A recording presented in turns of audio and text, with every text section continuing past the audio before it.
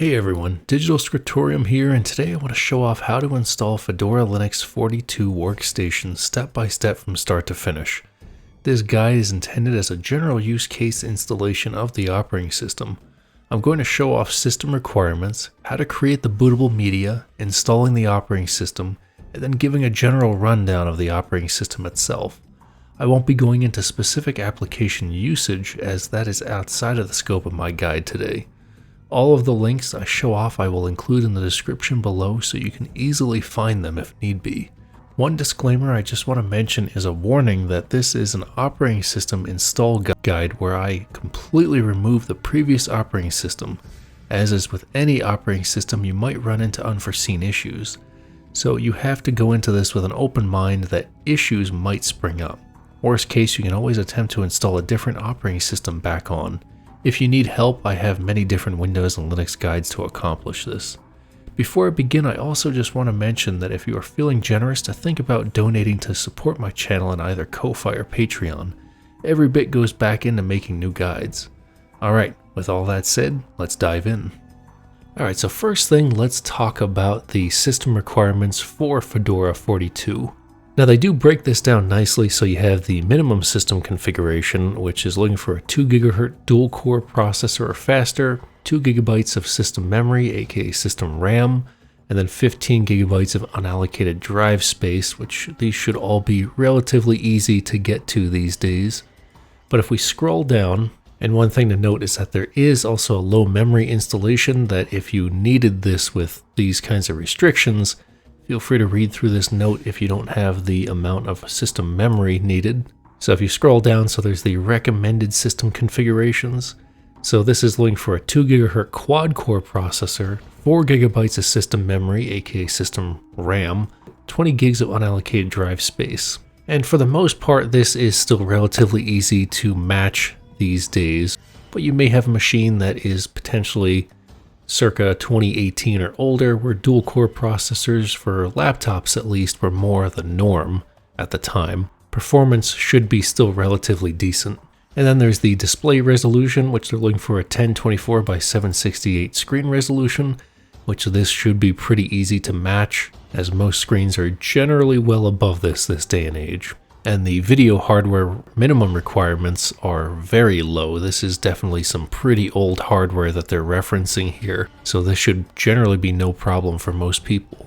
So with the minimum hardware requirements out of the way, let's get to work on downloading the Fedora 42 ISO image that we're going to need. So on Fedora's main page, which I should mention again that all the links that I show, I will have links for in the description below. But anyhow, on Fedora's main page, let's click on latest release. In this case, it is 42. And then you do have two options to choose from for Fedora, at least for the normal workstation perspective. So you've got Fedora Workstation, and then you've got Fedora KDE Plasma Desktop. You can feel free to do research on your own on which one of these you may want to choose, but for the scope of today's video, we are focusing on strictly Fedora Workstation. So we'll click on the Download Now button, and then you are going to have options for the different CPU platforms. You've got the Intel and AMD x86 platform. You've got ARM-based processors over in this section, and then there is the PowerPC option down in the section below here. So for the scope of this video, I'm going to be going over the Intel and AMD version. So we'll just click on this download link, and then just wait for the ISO to complete downloading, and then we will continue on. So the download is complete. So now let's scroll down and let's utilize Fedora Media Writer. So at least for this video, I'm doing this on Windows. So I'm going to download this one, which is going to bring us to their GitHub page. And then for at least Windows, we're looking for the EXE option. So let's click on that. And then let's just open the downloads folder if you don't have it open already. And then let's close out of the browser if you still have it open. And then let's double click on Fedora Media Writer and select yes. And then we'll click I agree. And we'll leave the default installation path and click install. And if you're curious what's happening, you can do the show information section there. And as you can see, it's extracting a bunch of stuff right now. So just be patient as it works its magic. And then if all goes well, we should see completed. So let's click on next. And then let's click on finish and keep the run Fedora media writer checked. And I do want to show this error here off. So if you get this error that mentions the msvcp140.dll was not found, click OK for that. And it's probably going to also mention that a bunch of other DLLs are missing. So we'll click OK for that. If we open our browser again, and then just do a search for the Visual C++ redistributable runtime all-in-one. Click on this from Tech Power Up's website. Once again, I will have a link for this in the description below. Click on the download button here, and then just select a mirror that is closest to your country. And then let's pop open the downloads folder. I will right click on this, and we'll do extract all, and we'll just leave it in the downloads folder so it's just an easy spot to find it. And then let's close out of the browser. And then go ahead and right click on install all bat. And then the key thing is run this as an administrator and select yes. And then just wait for it to install all of the different packages that are in here. And then we can continue on. And then we can close out of that. And then let's go to the start. And then let's type in Fedora. And then let's click on Fedora Media Writer. Select yes, and then let's go ahead and plug in a thumb drive. So you're going to need a USB thumb drive that is at least 8 gigabytes in size. If you don't have a USB thumb drive on hand and you're looking for a recommendation, I do have a very basic, inexpensive USB thumb drive link in the description below that you can purchase if need be. So at this point, let's plug in your thumb drive into the machine. And then since we already downloaded the ISO, let's do select ISO file. And the reason as to why I did not select download automatically is that I found that sometimes the Fedora Media Writer takes longer to download the ISO than it normally would to just download the plain ISO file. And sometimes I've also found that sometimes it stalls out frequently. Maybe it's better now, but this is just the path we're going to use for this video. So we'll click on next, and then make sure that your USB thumb drive shows up here, and then we will click on select, and then let's go to the downloads folder and then select your Fedora workstation ISO file, select open, and then let's just close out of the downloads folder entirely. And this is really just to make sure that we don't have anything else open while this is all writing to the thumb drive. And then once we're at this point, we're actually going to do one other thing. I've been noticing lately that Windows Defender has been flagging a bunch of Linux installation files as false positives, so it thinks that they're viruses when they are totally not. So what we're going to do is we're going to temporarily disable real-time protection with Windows Defender. This is not damaging it in any way, we're just temporarily turning it off so that we can create the boot media and make sure that the boot media doesn't get corrupted. So let's go to start and then type in Windows Security. So we'll select Windows Security, select Virus and Threat Protection, and then Virus and Threat Protection Settings, click on Manage Settings, and then Real-Time Protection, this is what we need to change. So just toggle this off, you'll get the UAC prompt, select Yes, and then it's just going to warn you that your machine is technically vulnerable during this point, and we will click out of that, but it's nothing to worry about. This is from a safe source. So at this point, before we write to the thumb drive, I should also mention that if there's any data you need on the thumb drive, to back it up now before we click on write, because it is going to nuke everything on the thumb drive. So back up whatever you have on there if need be. And one last thing also before we click on write is just make sure that you close out of any open applications before you continue with this process. Sometimes people will actively start using their machine while this is all working in the background, and that could potentially corrupt things as the machine is not focused 100% on trying to make the boot media. So let's click on write, and then it's going to warn us that it's erasing the drive, just as I had mentioned, where all the data is going to get wiped. Click write again, and then just be patient as this works its magic here. Alright, if all goes well, we should see the finished. If you get any error messages, the first thing I would just recommend is double checking that your real-time protection was in fact temporarily turned off. Another thing is sometimes it just seizes for no reason at all and you just need to reboot your machine. Just keep in mind that if you reboot your machine, then the real-time protection does turn back on, so you'll have to temporarily turn that off again. And if all else fails, then try re-downloading the ISO and try again. But anyhow, in my case, everything is happy. So let's click on finish, and then we can just X out of this. So at this point now, the big thing is going to be getting the machine to actually boot off of the thumb drive. Now, my recommendation is that you Google your make and model of machine to figure out what the boot key is going to be for your machine. Some machines, it's various F keys like F2, F8, F10, F12. It could be the delete key, and it could also be some random key combination that you need to hit. So in this case, if you are using a separate machine, then you can remove the thumb drive from this machine that you built it on and plug it into that machine. Or if this is in fact the machine you are nuking and putting Fedora on, leave the thumb drive in, let's reboot, and then use that key that you've researched to boot off of your thumb drive. And in my case, I'm just mashing the F12 key at the Lenovo post screen, as it's called. And then you should see something similar to this. Something relatively similar to this. Every make and model is always different. Some are fancier looking than others.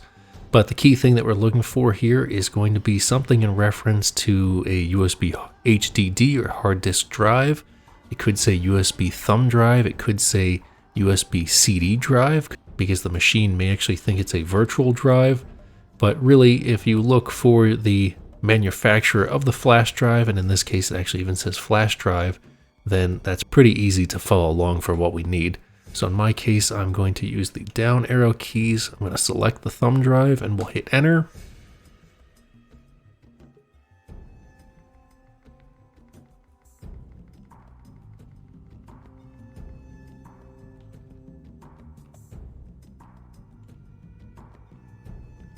And I just wanted to stall this out by using the up arrow, but so you do have some options here. One is to start Fedora Workstation Live. The other is test this media and then start Fedora Workstation Live. It's completely up to you if you want to bypass test this media and start Fedora Workstation Live, as selecting this top one would save you some time. But we're just going to leave it as test this media and start Fedora Workstation Live, just to make sure that the thumb drive is healthy and all that good stuff. So we'll hit enter for this, and then we'll just let this scan through just to make sure that everything is happy with the thumb drive.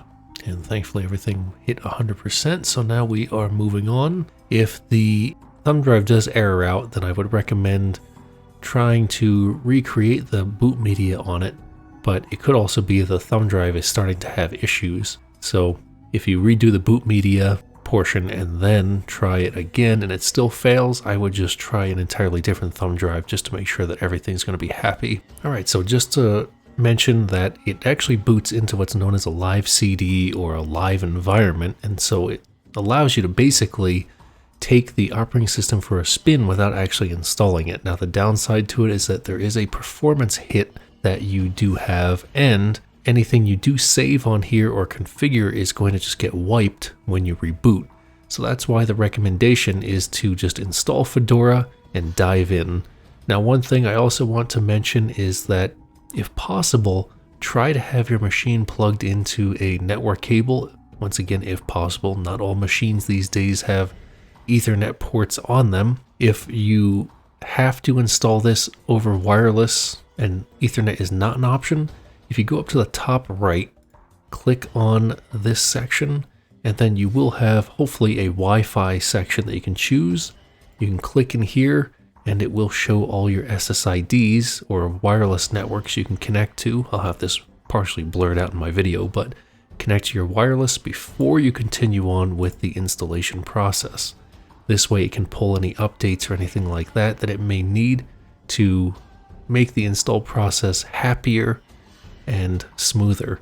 So anyhow, let's click on Install Fedora, and you may have to click it twice as we kind of had to focus on the setup process there.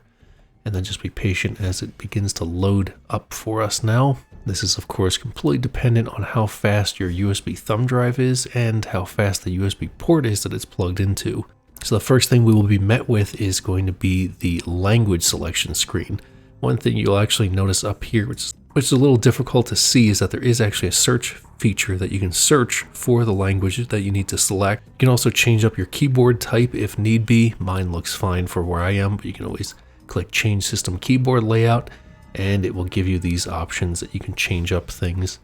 So I'll close out of that. Usually it auto detects a keyboard pretty well anyhow, but anyhow, click on next, and it does give you the option to allow for a dual boot system. And so this means that you could technically have another Linux distro on there, or you could have Windows on the machine as well as Fedora. For the scope of this video, we're not going to create a dual boot machine, and mainly because dual booting, for instance, Windows on it, has the potential where Microsoft releases updates, which then damages the Linux bootloader. So Windows will boot fine, but then you'll find out that you can't boot into Fedora, so you have to then repair the bootloader, and then once again it's just Russian roulette every month if Microsoft decides to nuke the bootloader with patches. So like I said, the scope of this video, we're going to select use entire disk and then click on next. There is the option to encrypt your drive. I'm just going to leave this as is without encryption and select next. And then this gives a general overview of what's going to happen. Now, one thing I should mention is at this point, if there is any data that you need to save on the machine, go ahead and quit out of this, boot into its original operating system, back up the data if need be, and then continue back into this process here, because we're going to nuke all the data on the drive and put Fedora on fresh.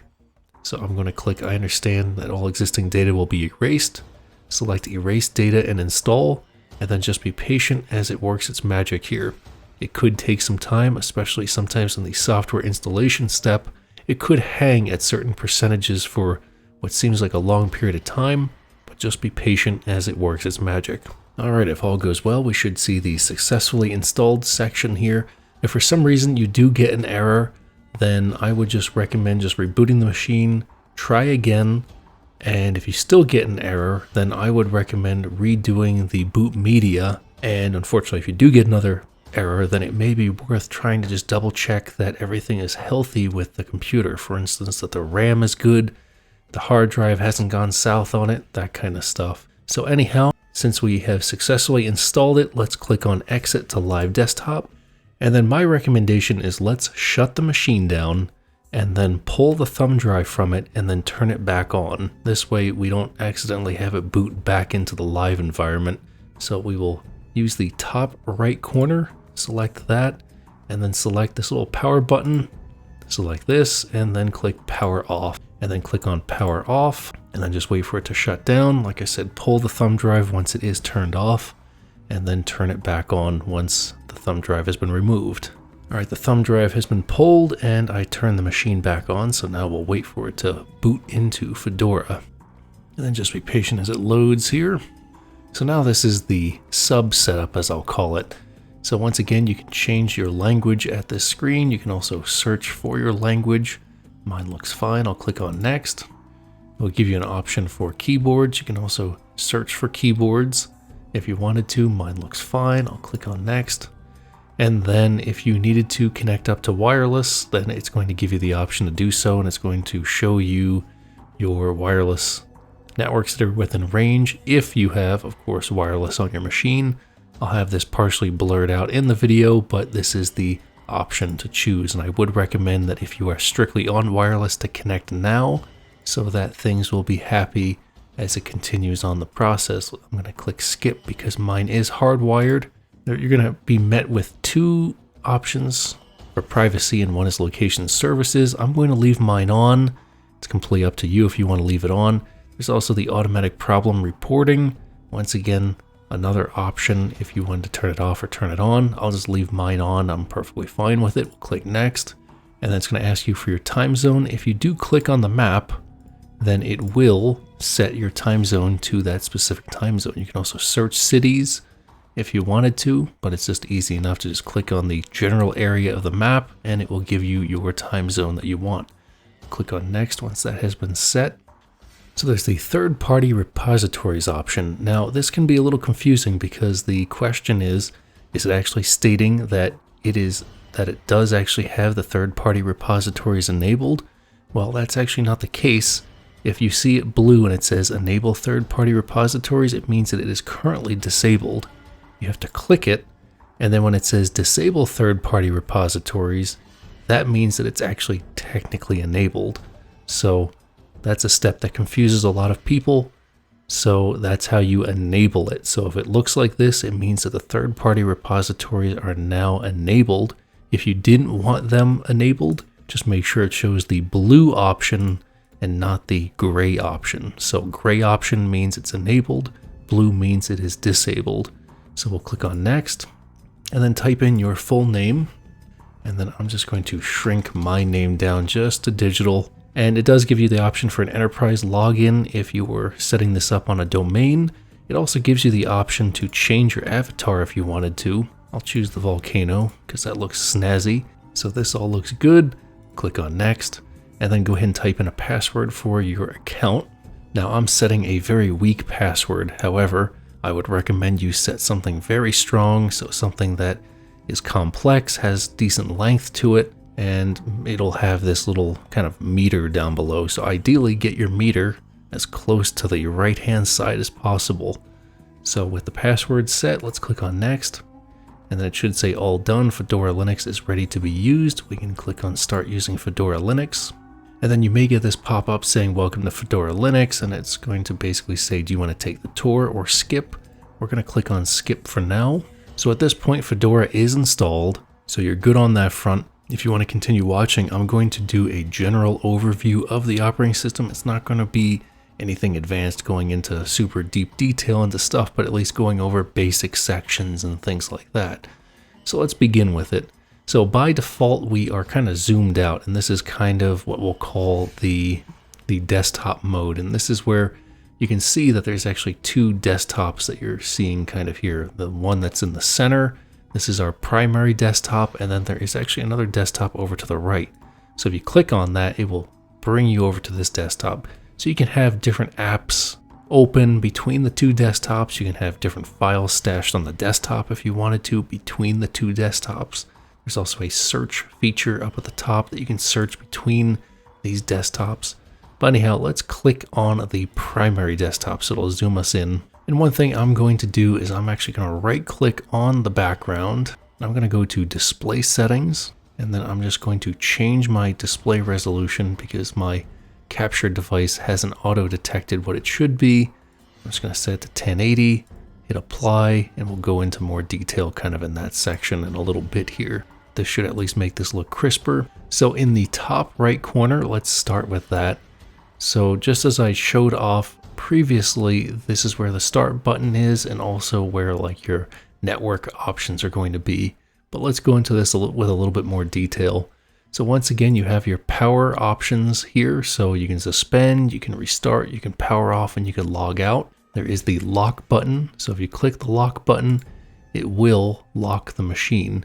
Now this is keeping everything active in the background. So you can have all your applications and all that good stuff running in the background and they are not closed out. So what we'll just do is let's just log back in. Let's go back to the top right. So next over is going to be the gear, which is going to open the settings, which again, we'll go into that in more detail. Back to the top right.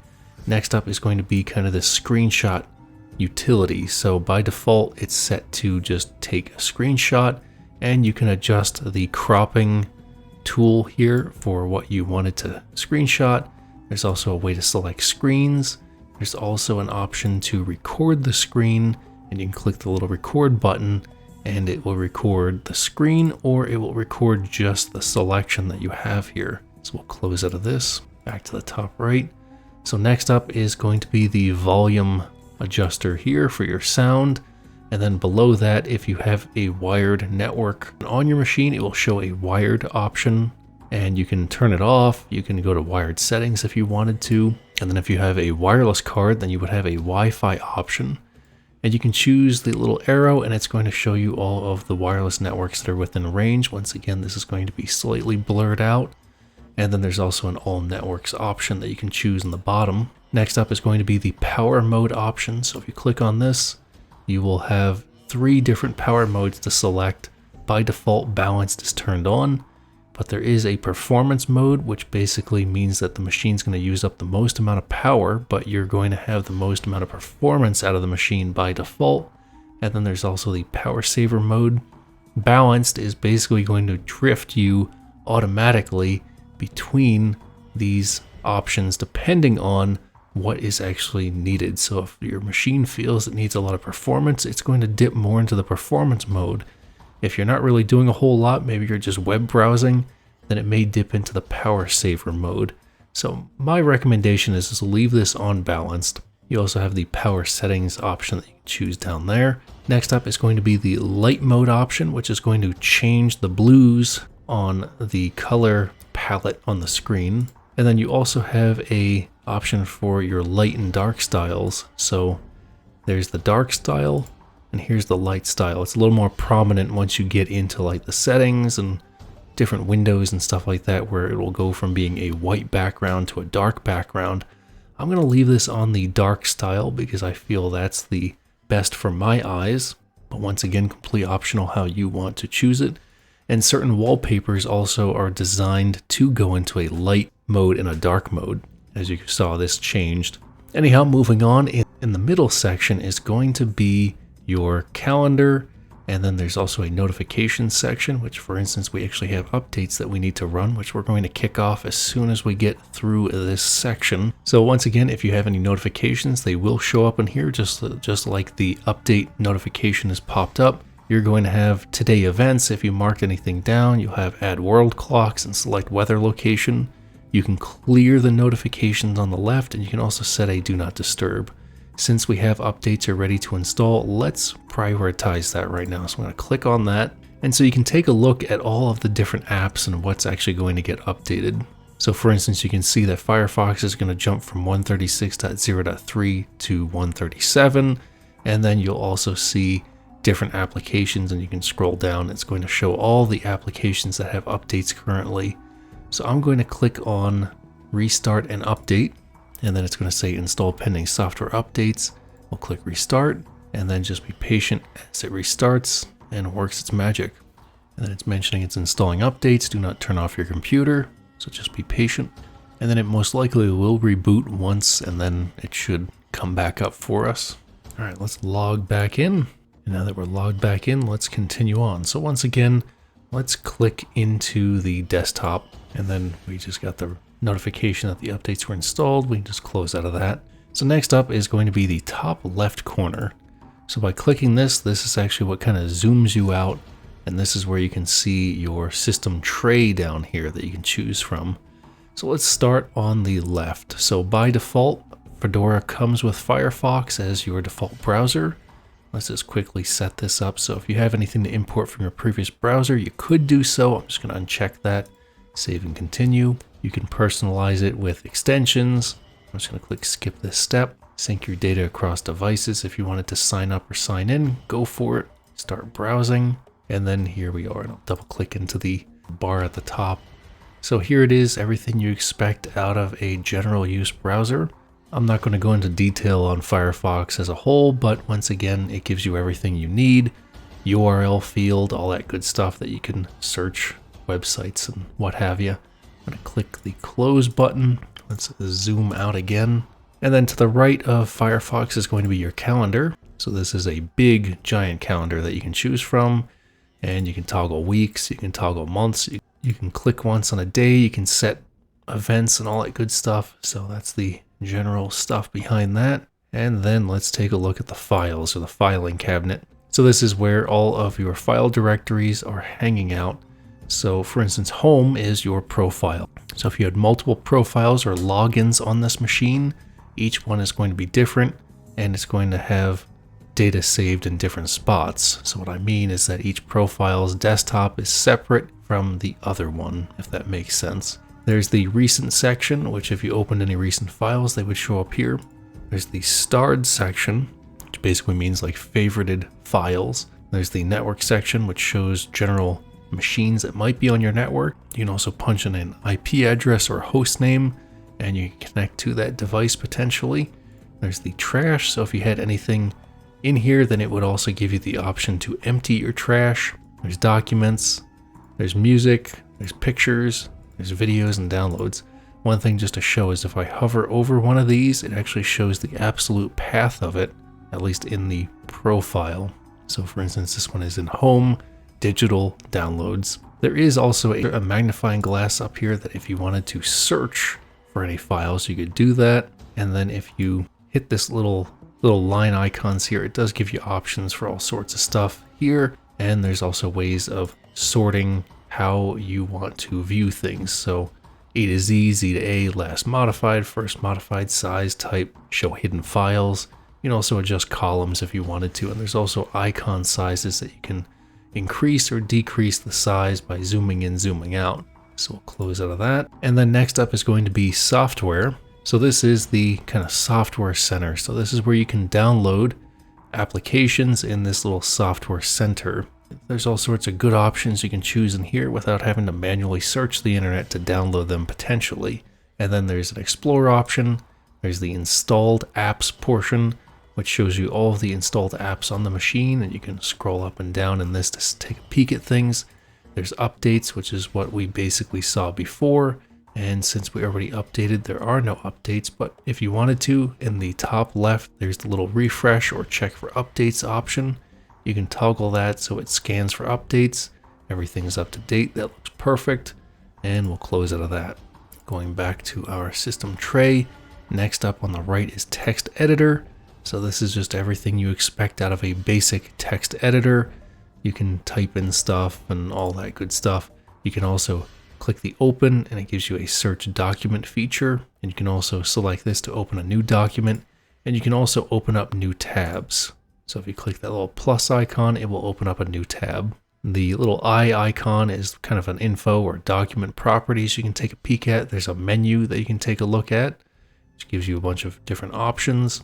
And we can close out of that. And we'll go back here. Next up is going to be the calculator. So everything you expect out of a basic calculator, although you can change it to advanced, financial, programming, keyboard, and conversion calculators if you wanted to. So it gives you lots and lots of different options you can choose from. And going back in, next up is going to be the show apps section. So this is going to show you all of the apps that are on the machine. You can search for apps. You can see the two different desktops. So there's lots of good stuff in here. While we're in here, let's take a peek at the settings, which is one of the things that I mentioned I was going to cover. So we'll click on settings and let's maximize this. So displays are what are popping up right now currently because I went into it right as soon as we basically logged in and adjusted my resolution. However, it will usually save to the last location that you opened. So like I said, in my case, I went to displays, so it went to it as the last spot to open it.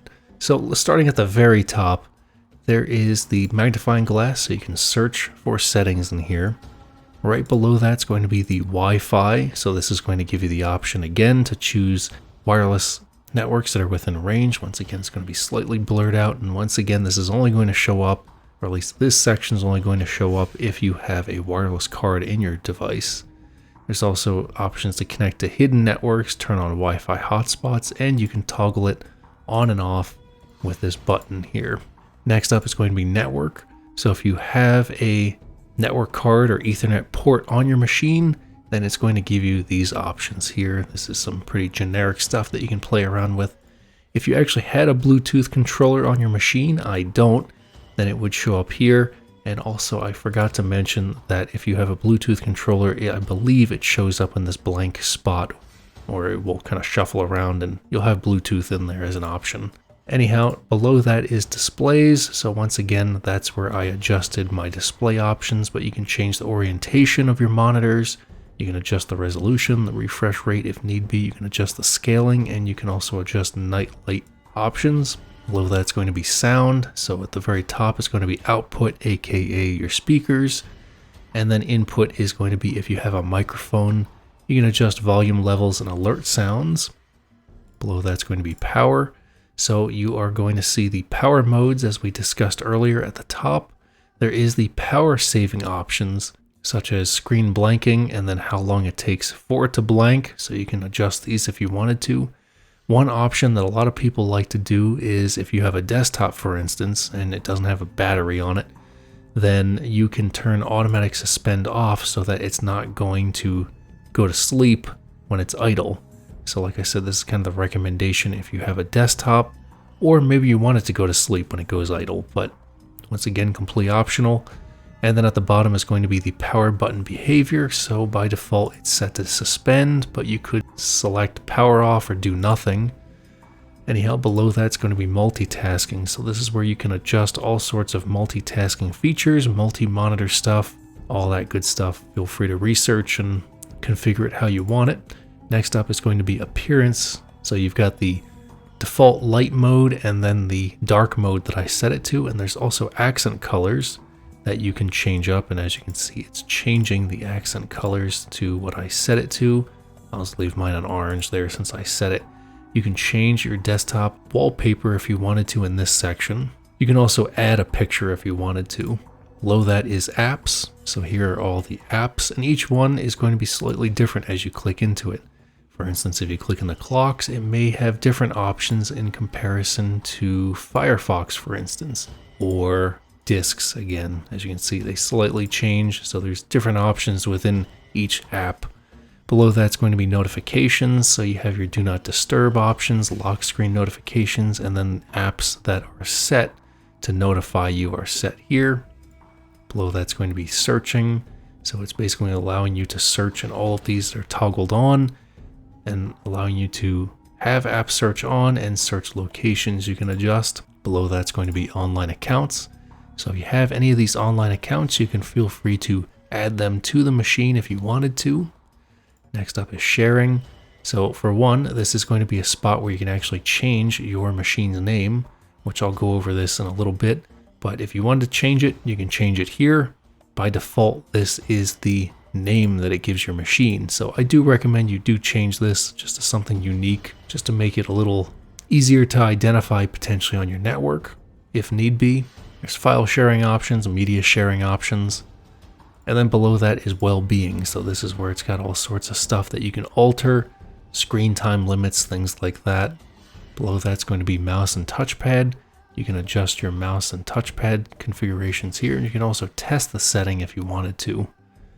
And below that's going to be your keyboard options. So if you wanted to add a different keyboard option, you could, and there's all sorts of custom configurations you could set. Below that is color management. If you had any color profiles you needed to adjust, you could do so here. Below that's going to be printers. So if you had any printers added, they would show up here. You would have to unlock this, which is going to prompt you for your password. So when you unlock it, then you can add printers. And then next up is accessibility. So there's a number of accessibility options for seeing, hearing, typing, pointing and clicking, and zoom. And then below that is privacy and security. So you've got screen lock, location, file history and trash, diagnostics, cameras, and device security. And then below that it's going to be system, which this has another option to choose if you want to initiate software updates. There's region and language, date and time, users, remote desktop, secure shell, and about. Users is where you can go to add and remove accounts or change your password if need be. And then if you click in about, then this is going to give you a general overview of what version of operating system it is, general information on what the hardware is. You can do system details, which goes into greater detail into what your hardware is. And then this is also the alternative option to change your machine's name if you wanted to. And like I said, it just makes it easier to identify on the network if you needed to actually identify it on the network. So we'll close out of that. And then one last thing just to go over is if you right click on the background, it gives you change background options, display settings, and then settings. So that's all you need to do to install Fedora 42 Workstation. If you found this video to be useful, please like it and subscribe to my channel to keep up on my latest video happenings. I also invite you to check out my channel if you haven't already, as it has many interesting guides and many more to come. Anyhow, until next time, take it easy.